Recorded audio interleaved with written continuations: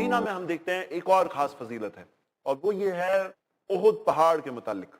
احد پہاڑ کے متعلق اللہ کے رسول محمد صلی اللہ علیہ وسلم نے فرمایا، صحیح بخاری کتاب المغازی کی حدیث ہے کہ ان احدا یحبنا ونحبہ، کہ احد جو پہاڑ ہے وہ ہم سے محبت کرتا ہے اور ہم اس سے محبت کرتے ہیں۔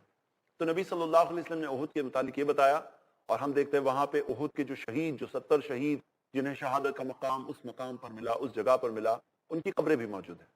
تو یقیناً جیسے عام طور پہ ہم دیکھتے ہیں قبرستان میں گزرنے کے متعلق جو دعا ہمیں ملتی ہے، ان کے لیے دعا کریں۔ مدینہ میں ایک اور بہت اہم جگہ ہے، اور وہ ہے بقیع الغرقد، جسے لوگ جنت البقیع کہتے ہیں، لیکن صحیح طریقہ ہے بقیع الغرقد کہنا۔ ہم دیکھتے ہیں کہ اللہ کے رسول محمد صلی اللہ علیہ وسلم، صحیح مسلم کتاب الجنائز میں حدیث موجود ہے کہ بقیع میں جا کر وہاں پر جو لوگ دفن ہیں ان کے لیے خصوصی دعائیں کیا کرتے تھے۔ اور نبی صلی اللہ علیہ وسلم نے ایک بار یہ بھی کہا، صحیح مسلم میں حدیث ہے کہ میرے پاس جبریل آیا اور مجھے حکم دیا کہ میں وہاں جا کر بقیع والوں کے لیے دعا کروں۔ تو الحمدللہ ہمیں بھی موقع ملتا ہے تو ہمیں بھی بقیع والوں کے لیے دعا کرنی چاہیے۔